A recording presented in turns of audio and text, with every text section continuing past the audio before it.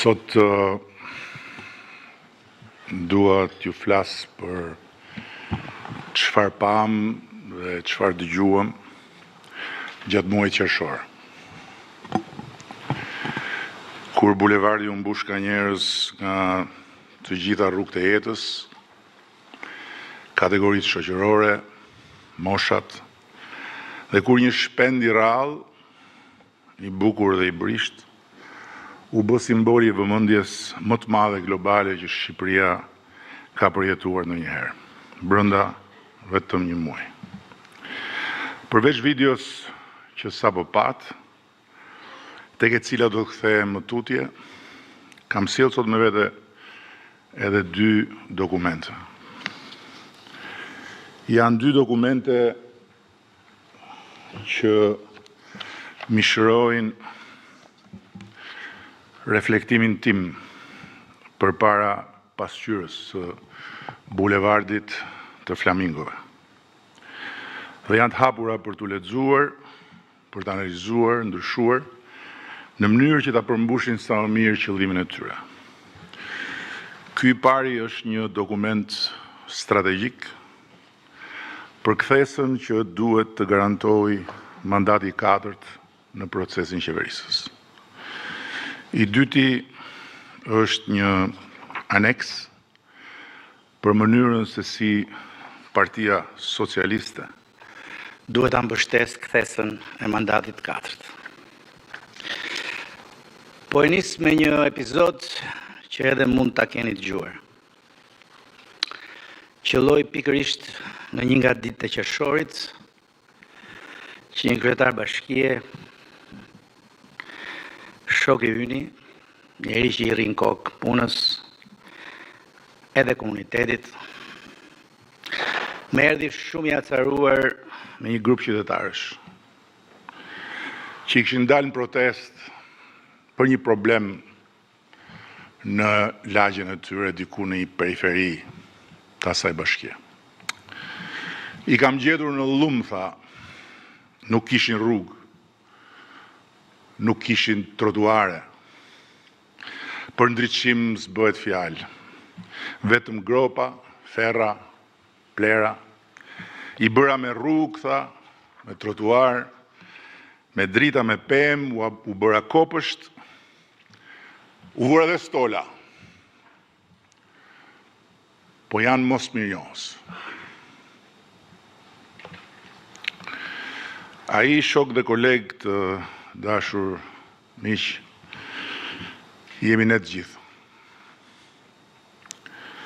Se për secili prej nesh e ka menduar, qoftë dhe një herë atë fjalë të keqe, kur i ka ardhur shpirtin më të hundës, në marrëdhëniet e punës me popullin.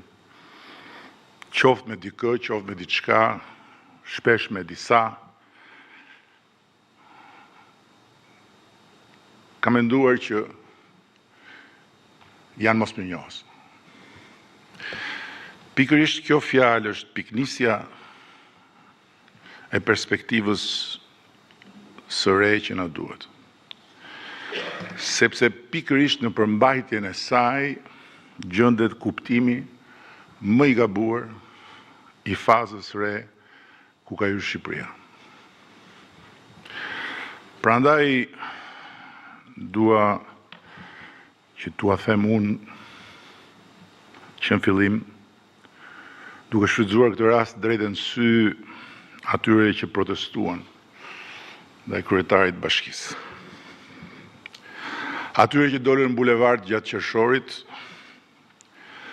dhe atyre që kanë protestuar në heshtje, apo me zë, vetëm apo me tjerë, kudo në për Shqipëri, apo jashtë Shqipërisë, jo vetëm gjatë qershorit, po qysh pas zgjedhjeve të qershorit kaluar.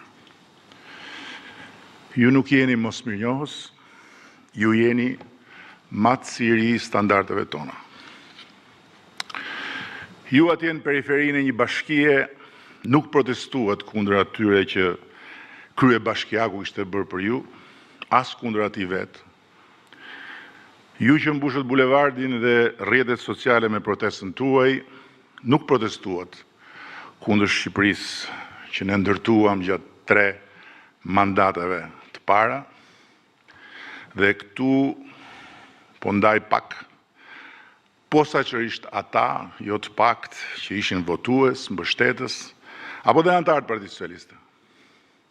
Po dhe ata që gjatë ditës ishin punë në shtetit, dhe mbrëmje shkonin protest.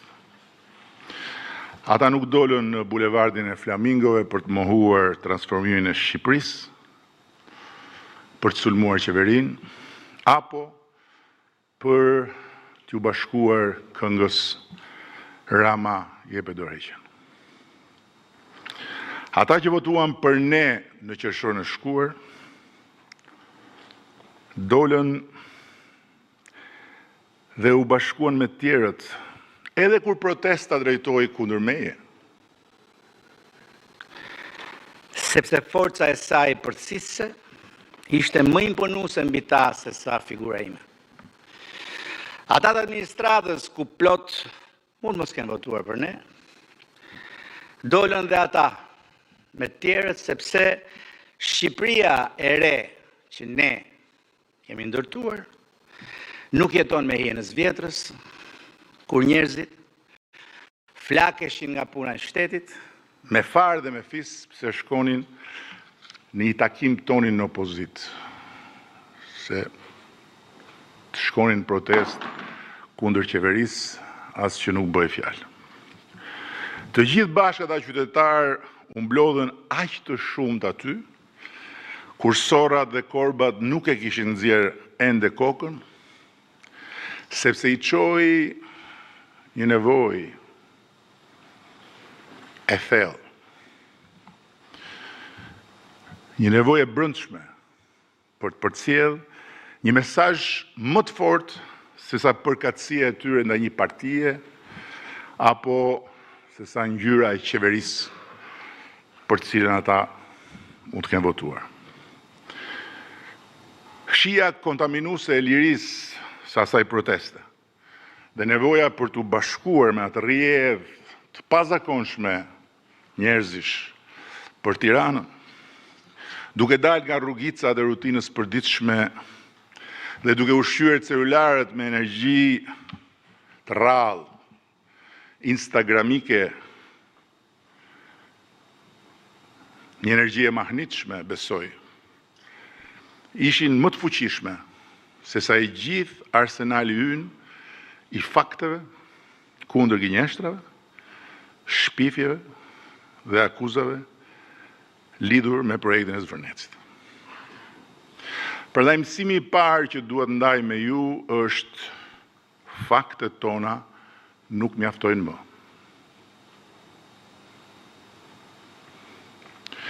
Sepse në Shqipërinë që ne transformuam rrënjësisht, njerëzit nuk jetojnë më as me kënaqësinë e ndryshimeve që ndodhin, as me inkurajimin nga gjërat që ndërtohen. Siç ndodhte deri dje. Kur prisin me besim që pas rrugës, shkollës, lulishtes, që u ndërtuan lagjen tjetër, t'i vinte radha rrugës, shkollës, lulishtes, lagjes tyre.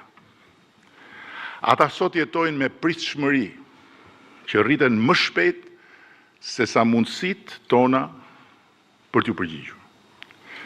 Dhe në një Shqipëri që zhvillohet me ritme të reja, ata e përjetojnë zhvillimin si një tension mes asaj që shohin dhe dëgjojnë dhe asaj që kanë.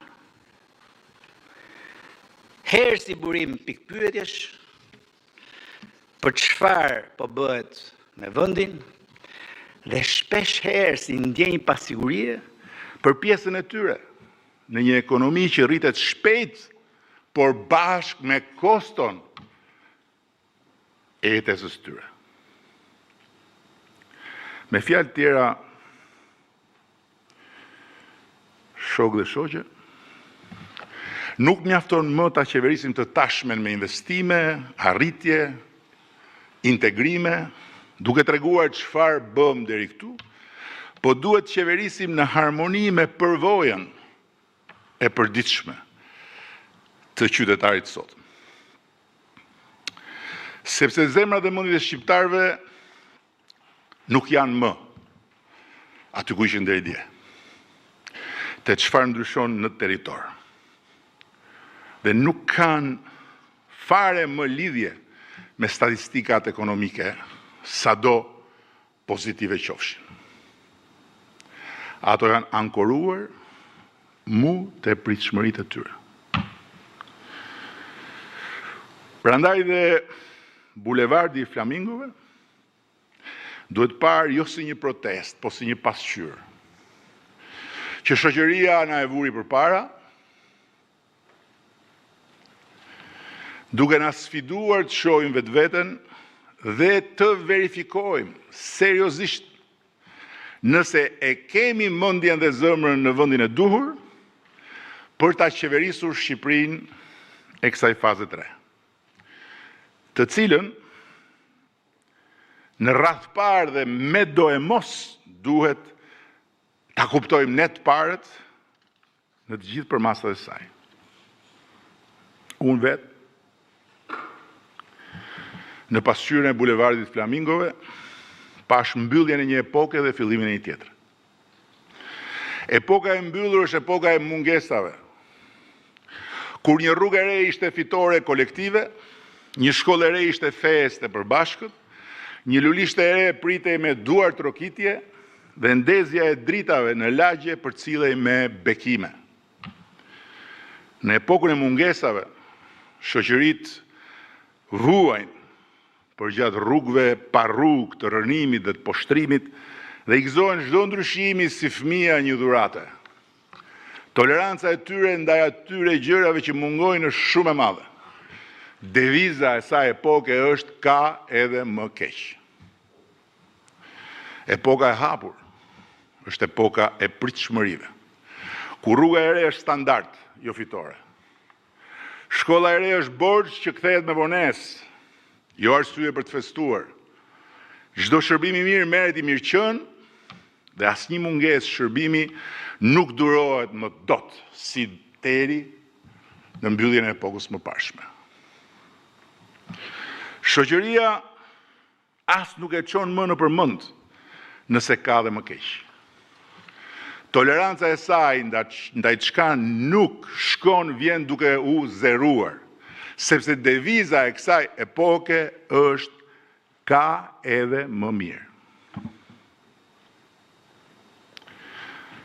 Alexis de Tocqueville, një ndër studiuesit më të mprehtë të demokracisë dhe ndryshimit shoqëror, na ka lënë një paralajmërim me shkrim. Tamam për këtë fazë ku kemi hyrë. Çasti më i rrezikshëm për një qeveri vjen pikërisht kur ajo ka nisur të ndryshojë gjërat. Dhe shembujt e ndryshimit që ne kemi sjellë në këtë vend janë të panumërt në çdo drejtim. Ndërkohë që rreziku për të cilin ai shkruan është tani më fare i lexueshëm. Për 100 e kusur vjet në Shqipëri nuk ishte hetuar, dhe aq më pak pastaj gjykuar në mënyrë të pavarur, një i vetëm zyrtar i lartë. 100 e ca vjet, asnjë. Ndërsa korrupsioni ishte pranuar nga të gjithë, si t'ishte fataliteti një fatkeqësie kronike natyrore. Më kujtohet se kur njerëzit e mbështesnin edhe me dorën e djathtë, edhe me dorën e majtë reformën drejtësi, duke kërkuar vettingun si besimtarët që kërkojnë shpëtimtarin, prap se prap, pyetjes, nëse e besonin se ata do të shihnin një ditë zyrtar të lartë përpara drejtësisë, i përgjigjeshin masivisht jo. Reforma jonë drejtësi e ngriti luftën kundër korrupsionit në nivele që deri dje as nuk imagjinoheshin. Monumenti i pandëshkueshmërisë ra, siç deri dje as mund të imagjinohej. Por ky fakt s'mjafton fare, që njerëzit t'i gëzohen sa e rritje historike. Përkundrazi, ky fakt del dhe të pronë, që ata t'jenë të paknaqur, pse nuk bëhet më shumë. Për 30 vjet, shqiptarët ndënjen në radha kilometrike për të marrë shërbimet më elementare. Duke pritur në shi, duke pritur në diell, një dokument të rëndom, certifikat lindje, duke u shtyrë për të paguar dritat që me zivinin, apo duke ardhur nga jashtë për të kaluar gjysmën e pushimeve në për sportele, që ngjanin si ato dyert e urbanit kur futet gjithë dynjaja, në kohën kur akoma ishin turnet e kombinatit tekstileve. Por e kishim pranuar atë realitet. Sigur të ishte një trashëgimi e patundshme. Sot, 95% e shërbime publike në Shqipëri merren nga celulari, falas, dhe merren nga çdo pikë e botës. Por ky fakt nuk mjafton fare që njerëzit t'i tolerojnë më lehtë shërbimet që ende çalojnë. Përkundrazi, del dhe të pronë që toleranca e tyre të jetë thuajse zero.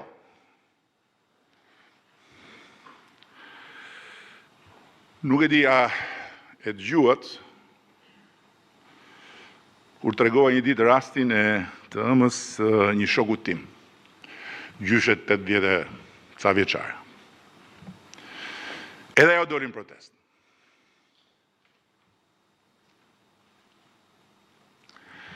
Jo për Zvërnecin, jo për ligjin e zonave të mbrojtura, as për biodiversitetin.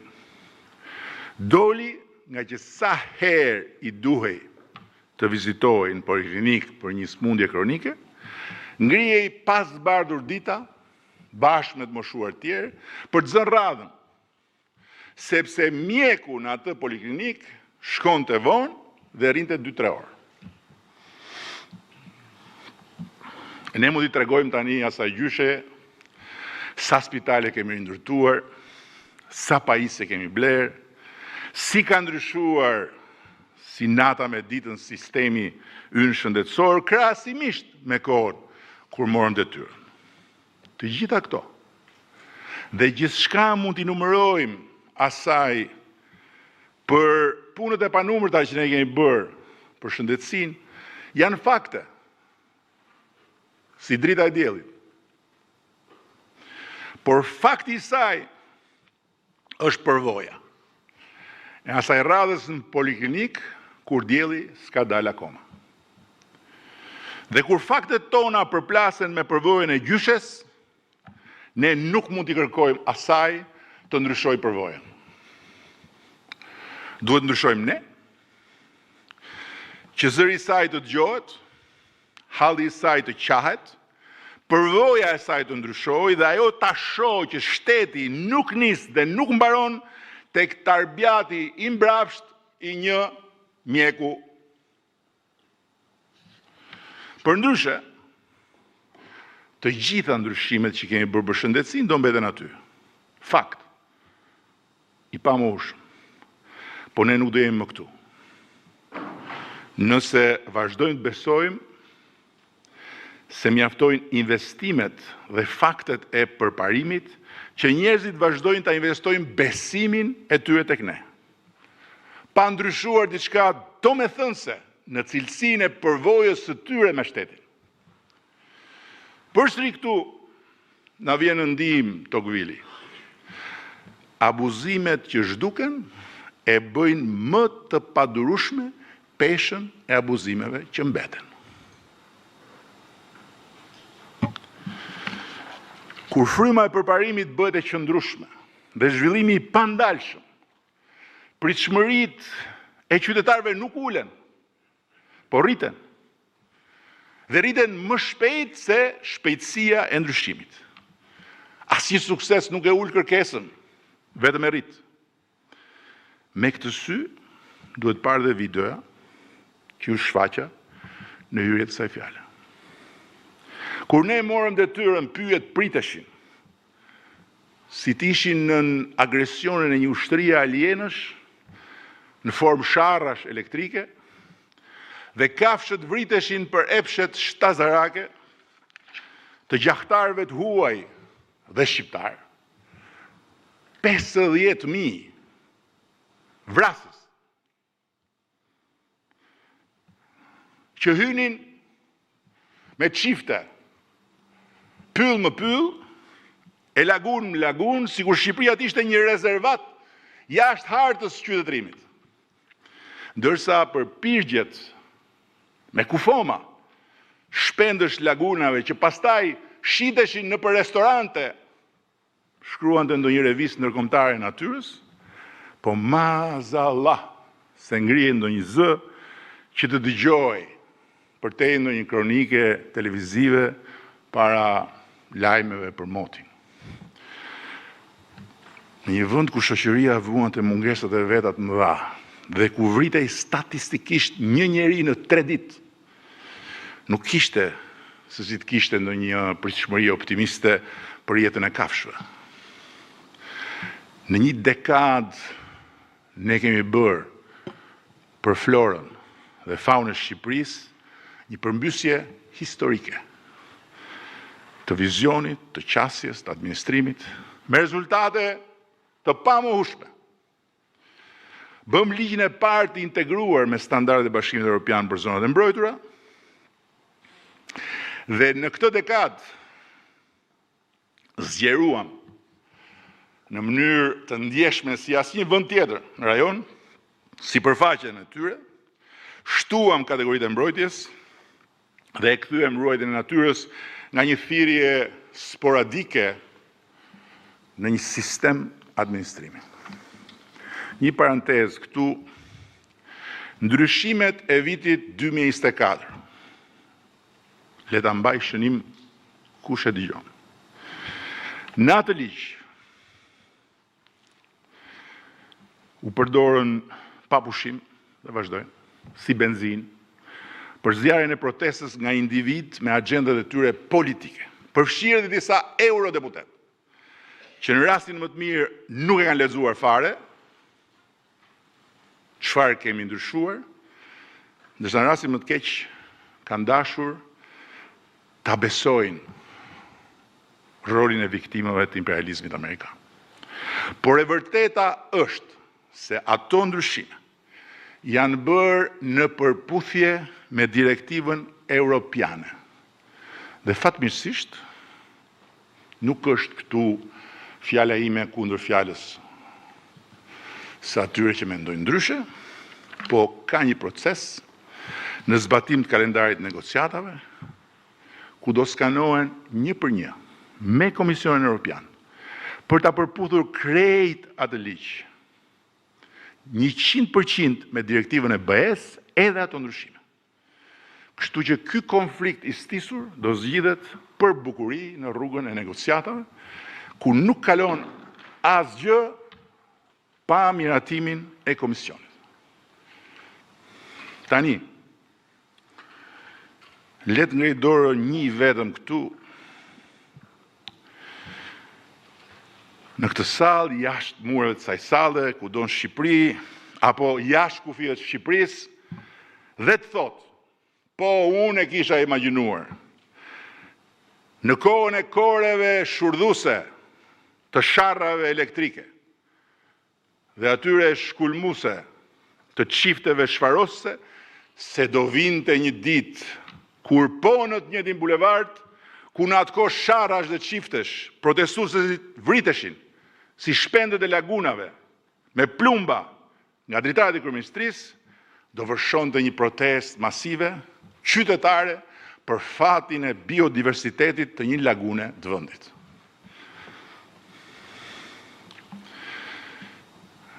Por ja që nëse do ta shtrëngonin me zor dikë që t'i theshim po mirë më dakord, parafituroje kur mund vijë ajo ditë, Nuk ka shans që të thoshte se ajo ditë do të vinte kaq shpejt. Dhe Shqipëria ku deri dje natyra dhe popullsia e specëve të saj ishte preja e pambrojtur, e njeriu të lëshuar nga çdo zinxhir etik, moral dhe ligjor në raport me nënën natyrë, u bë vendi i një proteste popullore që mori si shkak një zogël dhe një lagun. Jo vetëm kaq, por për ta mbrojtur zogun dhe lagunën nga unë dhe nga ju, që biodiversitetit i kemi kthyer për kushtimin e ekzekutivit dhe të legjislativit me rezultate as pak modeste. Mos mirënjohje, asnjë mënyrë jo. Edhe këtu, Chelsea,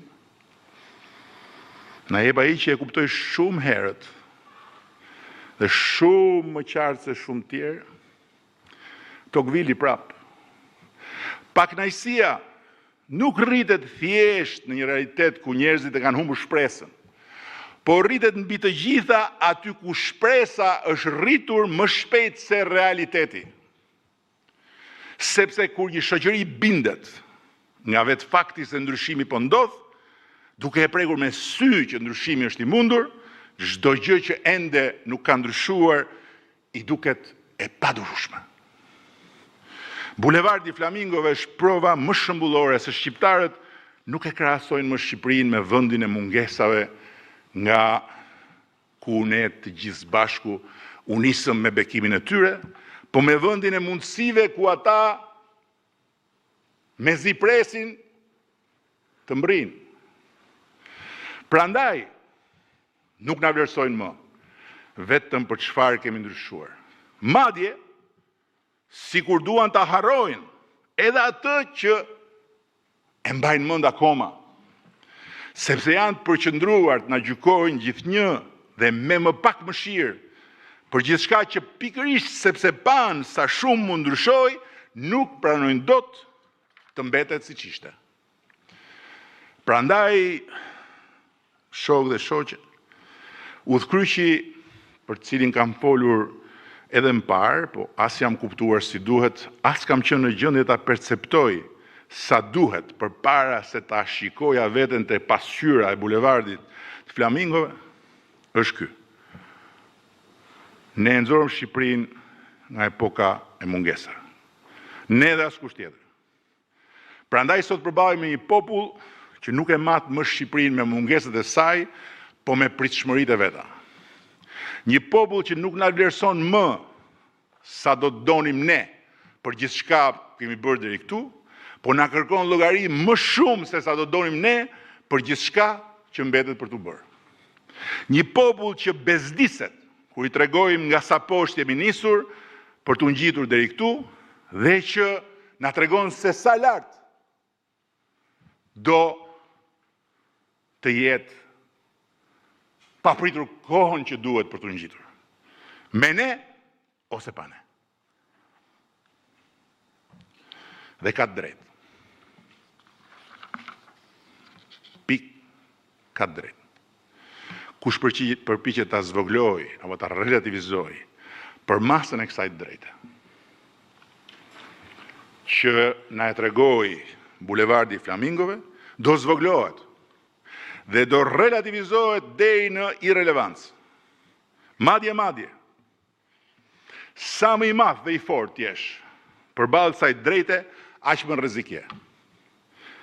Nëse nuk e kupton se kjo e drejtë është më e madhe dhe më e fortë se sa ti, qofsh dhe vetë Partia Socialiste, apo u quajtsh edhe Edi Rama po deshe. 3 mandate me radhë, ne folëm me gjuhën e fakteve, sa rrugë, sa shkolla, sa spitale, sa investime, sa turistë, sa rritje ekonomike, faktet janë dhe do të mbeten aty, kokëforësisht dëshmitare për ne që e transformuam këtë vend deri këtu, nga një realitet që bënte lajm vetëm për keq, me një shtet në gjunjë që s'kishte as drita, se gjysma paguante edhe për gjysmën tjetër, dhe me një emër të përbuzur, të shpërfillur ndërkombëtarisht, në një destinacion të dëshiruar, me një flamur ndërkombëtarisht të respektuar. Por kjo është histori. Ne jemi aktualitet. Kjo është histori. Në pasqyrën e bulevardit Flamingove, unë pash një të vërtet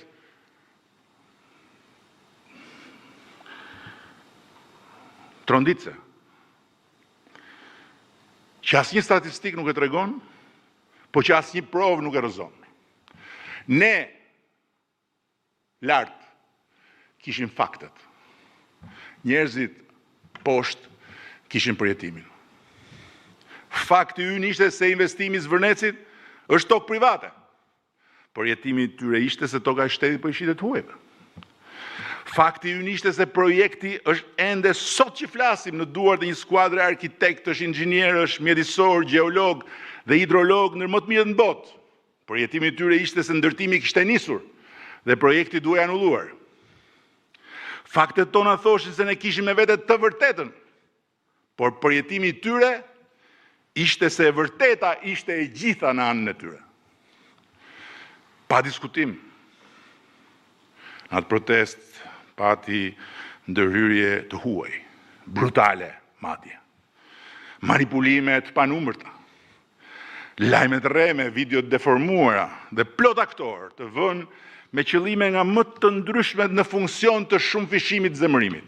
Edhe këto janë fakte. Dhe ishin pjesë e rëndësishme e protestës. Ekspozimi dhe analiza e tyre janë domosdoshme për ta kuptuar atë protestë në çdo dimension. Po asnjë prej këtyre dhe as gjitha bashk nuk ishin zemra e atij manifestimi spektakolar që e ktheu bulevardin në hendek. Në hendekun më të dukshëm të mundshëm mes fakteve tona dhe përjetimit të njerëzve.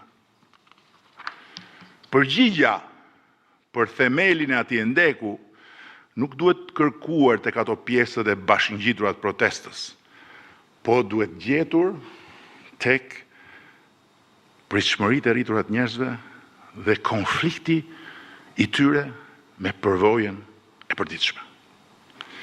Duam ne, njerëzit presin çdo ditë dhe më shumë, dhe bëhen gjithnjë dhe më pak tolerant. Sidomos pastaj ndaj përvojave të tyre të hidhura me administratën, që si mira e mira pika të mbledhura lart e poshtë, e derdhën kupën e durimit të tyre në bulevard. Ai hendek nuk u hap për të qëndruar ashtu, po për të mbyllur.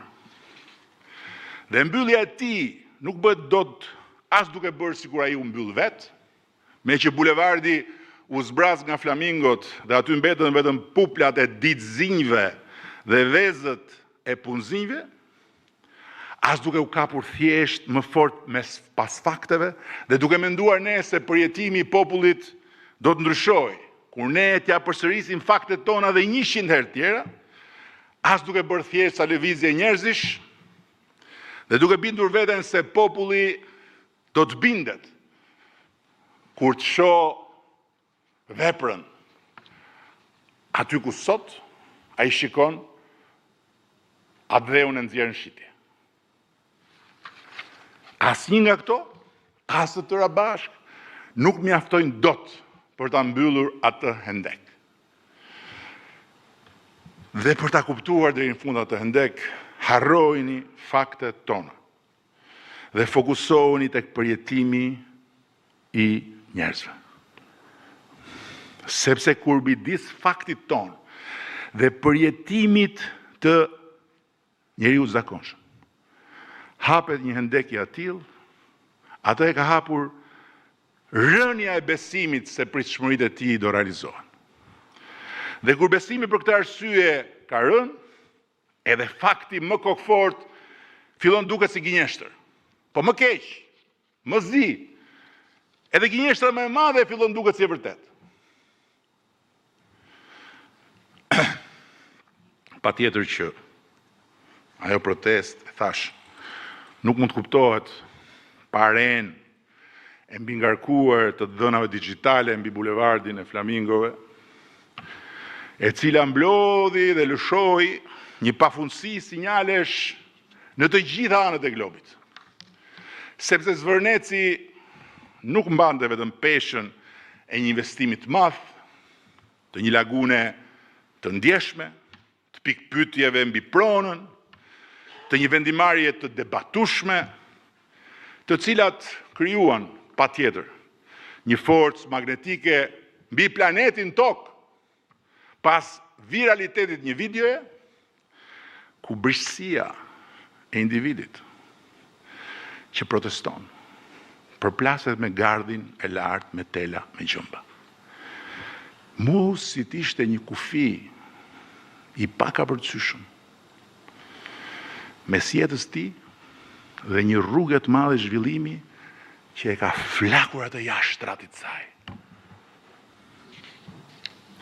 Mbi Zvërnecin qëndronte dhe hija e emrit më polarizues të politikës dhe të medias botërore.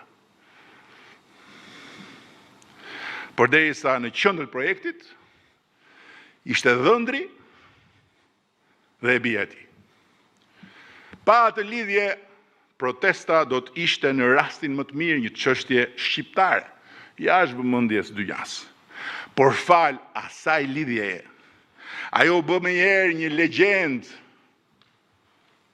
globale, ku shumë kush ndër fansat e huaj të protestës, përfshirë dhe një senator mitik të Shtetet Bashkuara, desh ta shihte Shqipërinë si shëmbëltyrën guximtare të një Davidit vogël që u ngrit dhe u rebelua ndaj Goliathit plot fuqishëm, duke bërë thirrje që bota mbar ta merrte nga Shqipëria mësimin dhe të ngrihej në atë revolucionin e madh dhe të shumëpritur të ish proletarëve. Ky është fakti i kohës së kanaleve sociale, ku noton sot bota. Zvërneci dha videon revoltuese, Flamingoja dha simbolin magjepsës, hija e vjerrit më të famshëm botë dha magnetin global, dhe algoritmi i yshtur edhe nga ustallar të ndërhyrjes në punët e vendeve të tjera bëri pjesën tjetër, me një shkrepse të ndezur pranë pyllit me pisha në nart, shpërndau brenda pak orësh një zjarr maramendës anë mban botës.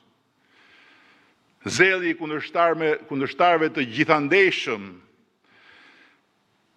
për të luftuar me vjerrin e madh në çdo çast për çdo gjë dhe kudo qoftë, e ktheu në skenë identifikimi me qindra milion njerëz në disa kontinente bulevardin e transformuar në hendek.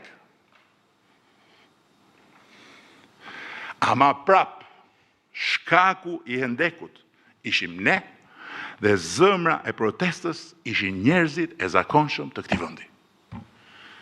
Prandaj përgjigjja për ta duhet jetë e jona, jo e sharlatanëve, ekstremistëve apo e çdo dështaku publik, që në këto raste gjenden gjithmonë gati me receta çuditëbërëse për popullin, të cilat shkruan vetëm me një parim.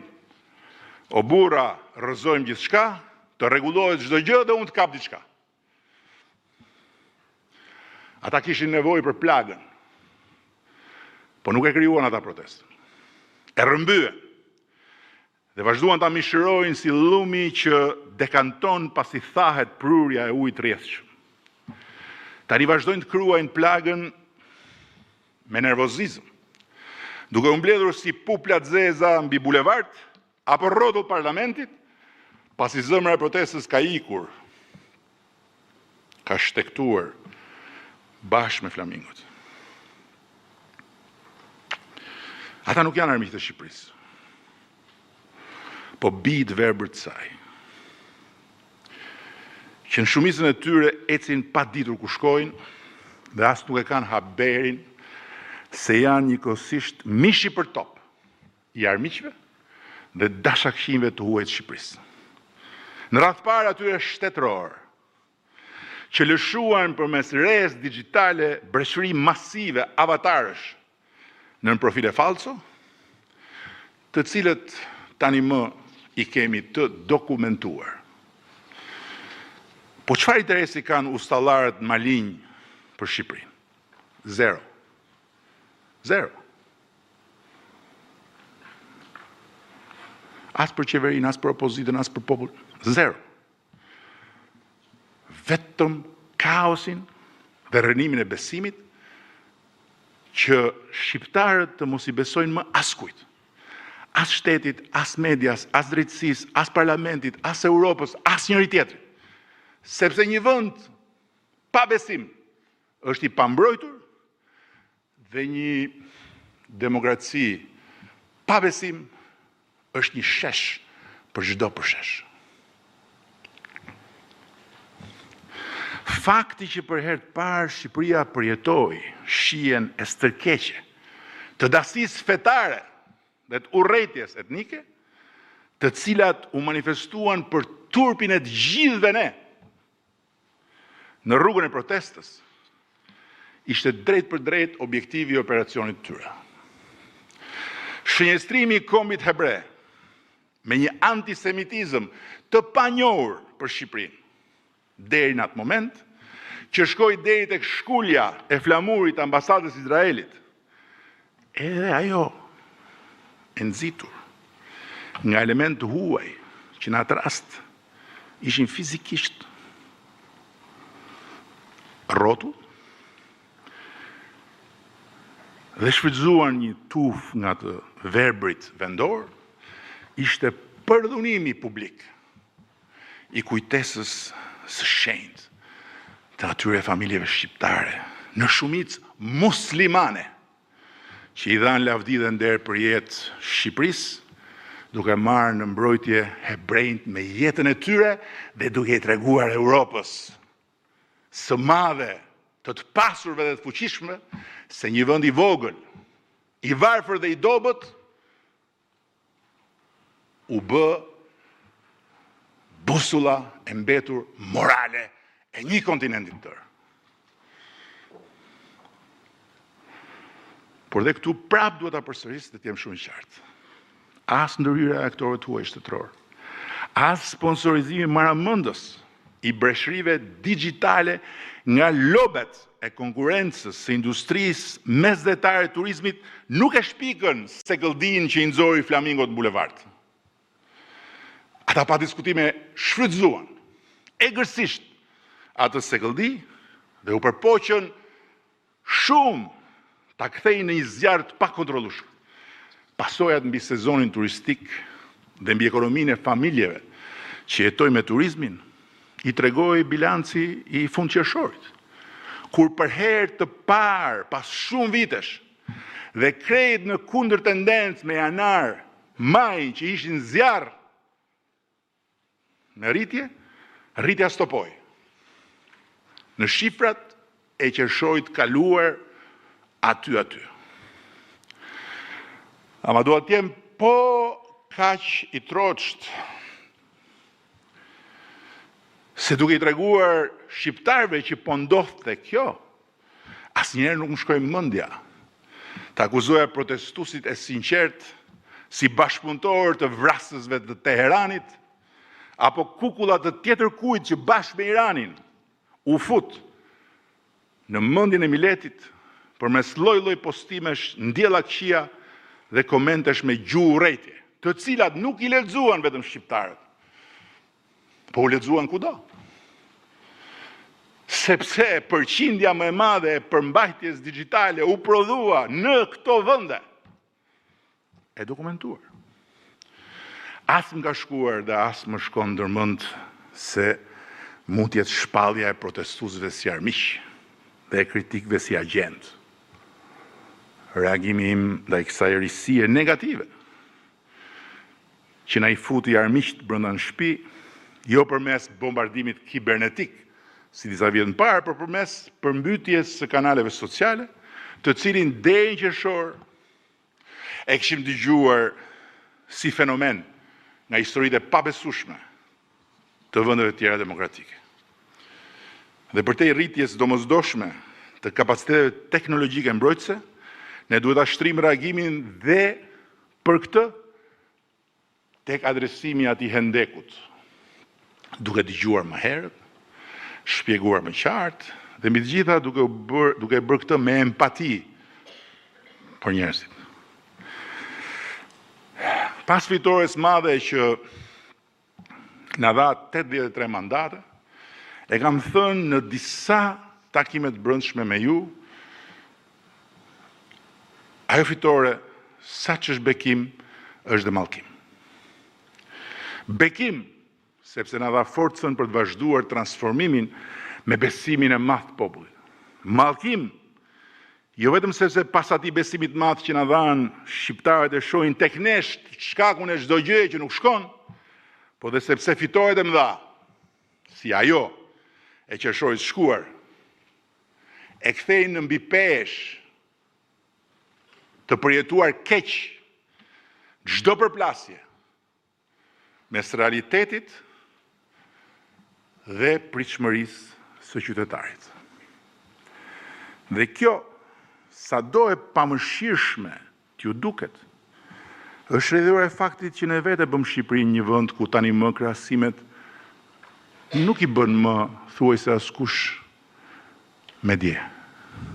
Po të gjithë I bëjnë me Europën e zhvilluar. Por ne jo vetëm nuk kemi drejt të ankohemi pse po gjykohemi kështu, po duhet pranojmë dhe atë që dhëmb edhe më shumë. Faktet tona shpesh nuk dëgjohen, edhe sepse përjetohen si arrogancë. Jo se janë të rreme, as vetëm sepse vinë pa dëgjim përpara, pa shpjegim të mjaftueshëm më pas, po sepse dhe kur jepen pa empati.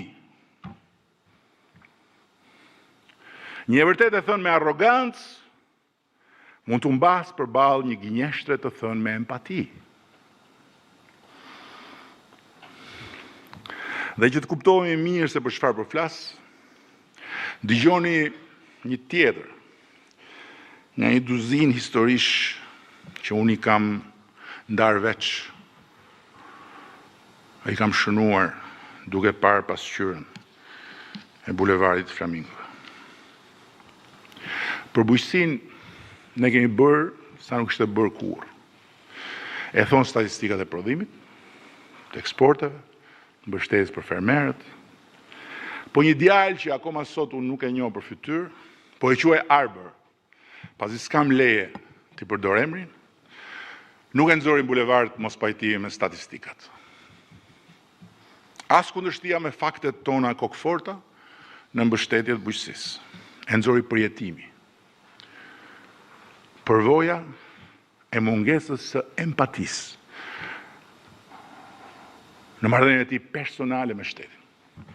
Ai është një fermer nga një fshat I Lushnjës, ka 8 vjet që merret me bujqësi, e nisi me 1 hektar manafera, krijoi një shoqëri bashkëpunimi bujqësor, kaloi te kajsit e një varieteti të patentuar dhe sot ka 12 hektar me kajsi. Ka lidhur marrëveshje me një kompani të madhe italiane dhe ka përgatitur një plan biznesi për 1.5 milion eurosh për të investuar në 80 hektar tokë publike në Vlorë, plan të cilin e ka quar Ministrinë e Bujqësisë. 3 vjet. Priti përgjigje. 3 vjet. Priti përgjigjen, jo tokën, përgjigjen. As po, as jo. As bëhet, as nuk bëhet. Riprit. Në mesazhin e tij, Arbri shkruajti, citoj, nuk e di nëse jam sorr, flamingo apo korb. Jam një katunar që e dua sadopak këtë vend. Unë fola me të, Po në atë pasqyrën e bulevardit Flamingove ishim plot si ai. Ku unë pash se sa e padurushme është bërë për njerëzit mungesa e empatisë së njerëzve të shtetit. Arroganca e zyrtarëve pa gjak, që u flasin sikur të kenë karrige në vend fytyrës, ndërkohë që fytyrën e kanë parkuar në vend të prapanicës. Dhe këtu s'po flas fare, hiç, për ata që u kërkojnë dhe lek, se pasaj është fjalim vete ky. Dua ta dëgjojnë të gjithë arbërit e atij bulevardi, se nuk janë as Sora, as Korba. Ata janë Flamingo. Sepse Flamingo nuk është kush na jep të drejtë gjithnjë, po kushdo që na kujton të drejtën që ka për të na kërkuar llogari. Flamingot janë revolta e brendshme paqësore e qytetarit, Sorat janë balta e pështirë e sharlatanit. Flamingot janë kërkesa legjitime e llogarisë qytetare, Korbat janë jargët e urrejtjes ekstremiste. Flamingot janë njerëzit e krijimtarisë, punës, të djersës, që kërkojnë më shumë nga ky vend dhe më shumë vend në zhvillimin e këtij vendi. Sorrat dhe Korbat janë dështak zemrakët politik dhe mediatik. Kemi njohur nga këta se kemi kontribuar dhe ne pra tuf njerëz dhe mlefeve dhe të hakmarrjeve, që nuk duan ndërtojnë asgjë, po vetëm që gjithçka të rrëzohet. Flamingot na treguan plagën që ta mbyllim ne. Sorat dhe Korbat e kruajnë plagën që ta mbajnë sa më gjatë hapur.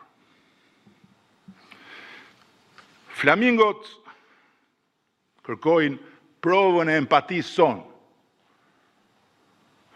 Korbat kërkojnë gjak nga çdo provë e punës dhe e mundit tonë. Flamingot na treguan dhe unë po ju rikthej tek historitë e mia me një histori që besoj e keni parë të gjithë. Dje. Atë nënën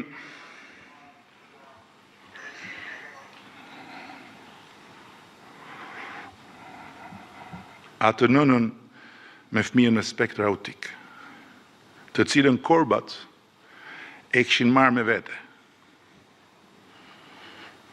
te parlamenti për ta kthyer në viktimën e policisë që ishte aty për të mbrojtur deputetët nga të verbrit e dhunshëm të Shqipërisë. Ne sapo e kemi dyfishuar mbështetjen për fëmijët autik. E kemi rritur mbështetjen dhe për nënat e tyre. Por ky është fakti ynë, thjesht, ndërsa përjetimi i asaj nëne është krejt tjetër. Ajo mund mos jetë fare e informuar, ose dhe mund tjetë e informuar për dyfishimin e mbështetjes për djalin. Por ajo nuk e ka ndjerë kur empatin tonë. Aty në atë fundin e atij hendekut, mes faktit tonë dhe përjetimit të vetmisë së saj dëshpëruese.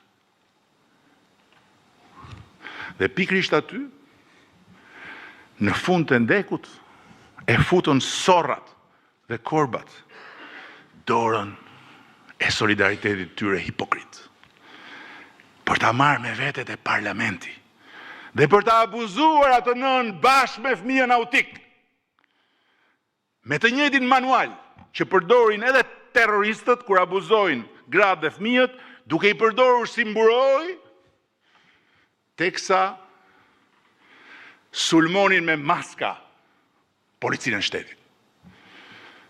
Dhe pastaj e vunë dhe përpara kameras. E përdunuan dhe e nxorën në mexhelis për t'i qarë hallin. Dhe i kthyen lotët e saj në breshër, përmes algoritmit.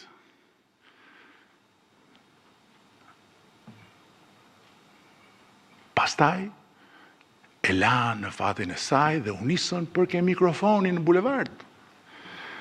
Njësoj si dha skuthat e zinj që i kemi parë në përdorimin e këtij manuali, që çojnë të tjerët mish për top dhe pastaj kërkojnë solidaritet për të shkretët njerëz, duke mbajtur fjalime dhe duke kërkuar që Zoti të dënoj terroristët në pushtet në emër të viktimave të shtetit policor. Të dashur deputet dhe ministra, flamingoja mund të dalë kundër nesh në protest dhe tjetë aleat ynë natyral i kësaj epoke të re. Sorat mund vinë edhe rrotull nesh, edhe rrotull flamingove, po në fund tek plaga e hapur bashkë me korbat e kanë shpirtin. Prandaj vija e re ndarse e kësaj epoke të re nuk kalon mes atyre që dolën dhe atyre që s'dolën në protest, po kalon mes atyre që duan ta bëjnë Shqipërinë më të mirë, edhe me ta. Dhe që Shqipëria të jetë më e mirë, edhe për ta. Dhe atyre për cilës Shqipëria është më e mira, kur është e mirë vetëm për ta, dhe bëhet më njëherë më e keqja, kur ajo bëhet më e mirë pavarësisht nga ata. Për arbrit, fermerin e kthyer në flamingo, Shqipëria po u jepte të huajve ato që administrata shqiptare nuk dënjonte as t'ia thoshte qartë.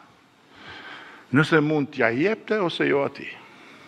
Një djalë i Shqipërisë që po kërkonte prej 3 vjetësh tokë për ta bërë më të mirë këtë vend, edhe me punën e tij, duke e bërë vendin më të mirë edhe për familjen e tij. Ai nuk e mbante më vetëm. I kishte plasur shpirti dhe shkruante në protesta në mesazhin e tij. Lek për rishfet unë nuk kam dhe as e kam çuar ndërmend, sepse edhe këto vonesa e dim se për çfarë bëhen. Kur fola me të, i shpjegova situatën, me procedurën, ndalimin që ne ja kemi bërë dhënies me qerat të tokave të papunuara publike në bujqësi, pasi në vitet e para të qeverisë son, u dhanë qindra e mira hektar të atilla, dhe u kthyen në letra për lloj-lloj pazarxhinsh,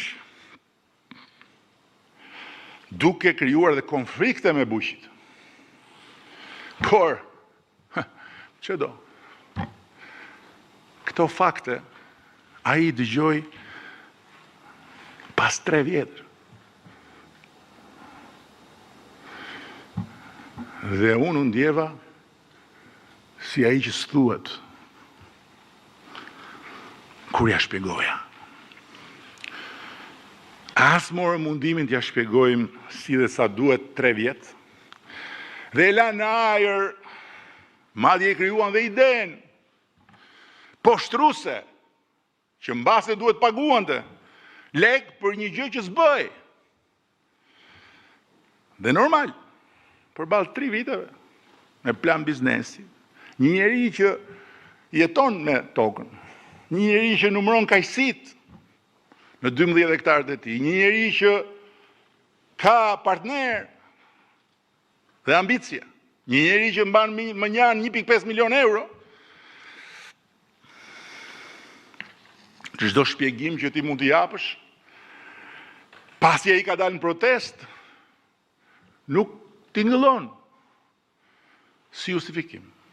Tingëllon si një arrogancë përmes një prallë që ai E di, a e besoj, a se besoj në fund. Po, di që pasi fola me të, kërkova me zë pak më të lartë se ky sot, pse nuk i dhënë përgjigje atij djalë? Pse duhet ai të pres 3 vjet vetëm për të mësuar që kjo kërkesa jote nuk bëhet më vëlla. Sepse halli nuk bëhet më i vogël kur nuk zgjidhet me një jo. Po bëhet më poshtrues kur mbetet as po, as jo. Pas sa orësh, vjej mesazh. Me screenshot. Nga postimet e Arbërit në protest. Si për të më thënë që mos mërzitet shefi se ky tipi është kundër qeverisë, nuk u bë qameti që ka mërzit ky. Dhe ja ku del i gjithi cullak. Jo problemi që kanë flamingot me ne, por problemi që kemi ne me veten. Si bartës të ati besimit të mishëruar në 83 mandate. Arbëri nga Lushja nuk është problemi ynë. Arbëri nga Lushja është prova. Dhe sprova që ne kemi me veten tonë. Ky është një tjetër mësim, shumë i shtrenjtë, i bulevardit Flamingove. Dhe nga këto mësime, lindi edhe ky dokumenti i parë që kam sot. E kam titulluar me një emër shumë të vjetër dhe shumë të madh. Besa. E di që ky emër do hap debat, por e zgjodha edhe sepse ha debat. Asnjë fjalë tjetër të gjuhës tonë nuk gjeta që ta thot më qartë çfarë kthese i duhet mandatit 4. Që njerëzit e këtij vendi të mos i përjetojnë më vendimet tona si prerje në besë. Të mos ndihen më të padëgjuar, të painformuar dhe përveç se të padëgjuar, të painformuar, të papërfillur. Po nuk do shtjelloj këtu dokumentin larg qoftë, se është më shumë faqe se sa fjalimi, që siç e shihni është karakteristikisht jo i shkurtër. Do ta merrni të gjithë me vete për ta shkoqitur qetësisht gjatë pushimeve, sepse është i hapur për, siç thash, kontribute. Megjithëse e di që përpara se të filloni ta lexoni, do jetë hedhur nëpër kanalet sociale, i mbuluar me puplasorash. C'est la vie. Bashkë me dokumentin strategjik, besën, kam shkruar edhe një aneks për mënyrën se si Partia Socialiste duhet ta mbështesë kthesën e domosdoshme. Atë nuk do ta merrni. Sepse më parë duhet ta diskutoj në një takim më të ngushtë me drejtuesit politik dhe disa nga drejtuesit e komisioneve. Më pas do ta keni të gjithë në dispozicion dhe ato. Ne nuk kemi, miqtë e mi, asnjë luftë për të bërë me flamingot, po kemi vetëm një aleancë për të ndërtuar me shumë durim me ta. Betejë sot nuk është mes qeverisë dhe qytetarit që kërkon më shumë. Është mes atyre që duan një Shqipëri më të drejtë, më të besueshme, më europiane, në përvojën, në përjetimin, në eksperiencën e individit zakonshëm në raport me shtetin, dhe atyre që e kanë të domosdoshme një Shqipëri të zëmëruar, të përçarë dhe pa besim të shtetit e institucionet të rregullat e bashkëjetesës demokratike. Atyre që i patë edhe dje të grumbulluar si një grup i vogël sorrash tek foltorja e parlamentit.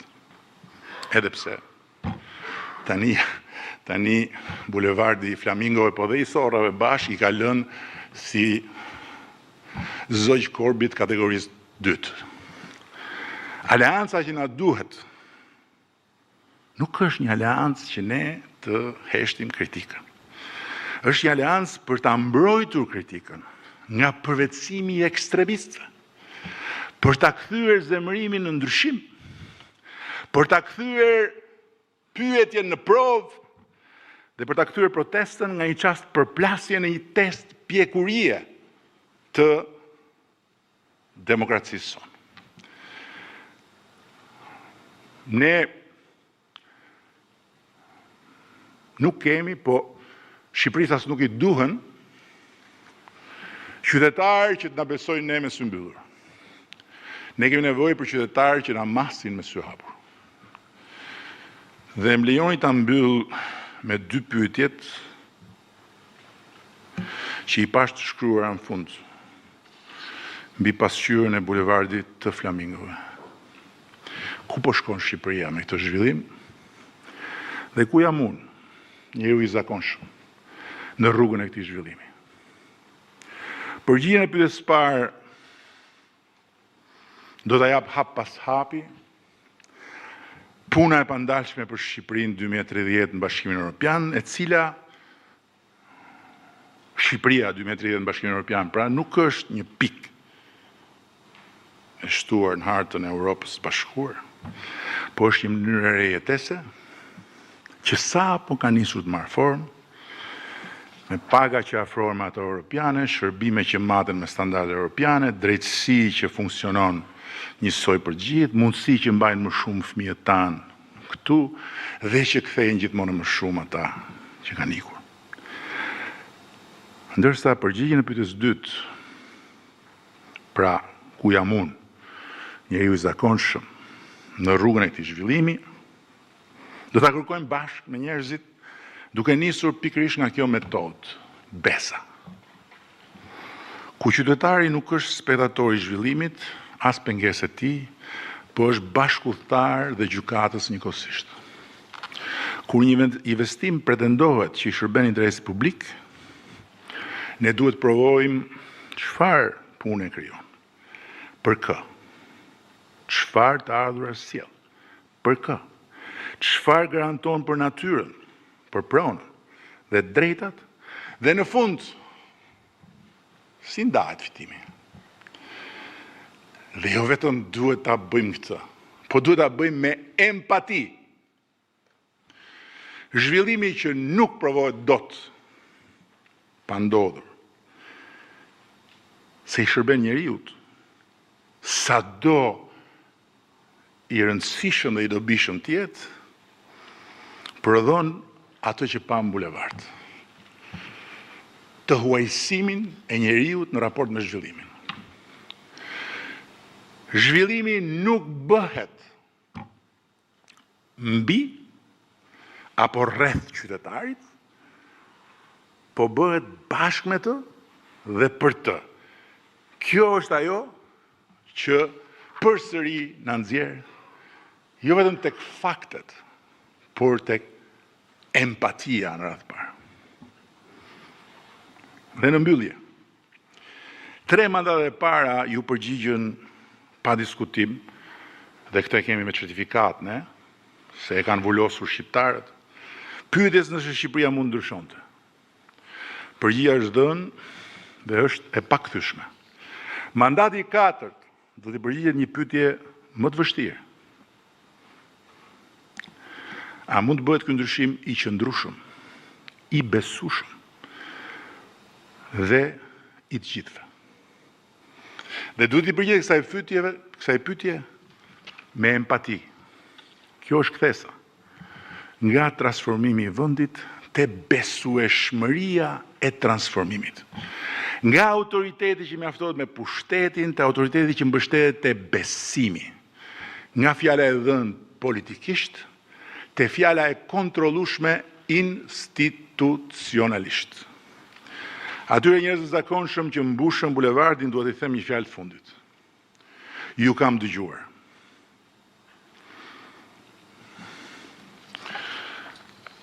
Flamingot nuk i mban në lagun as gardi, as dekreti. i mban vetëm uji i qetë. Kur uji trazohet, ngrihen, ikin dhe kthehen vetëm kur e gjejnë ujin ashtu siç e duan. Kështu është dhe besimi i një populli. Nuk vritet me një krisëm, largohet kur trazohet uji. Dhe nuk kthehet me thirrje, po vetëm kur gjen ujin miqësor. Puna më e katërt është një dhe vetme. Të mbledhim nga të gjitha burimet, ujin e trazuar të besimit dhe ta bëjmë këtë me empati. Dhe flamingot do kthehen. Rilindja 2.0 është emri që ne i vum ciklit ri politik.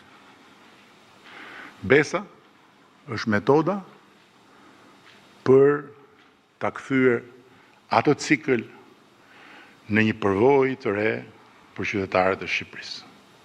Faleminderit.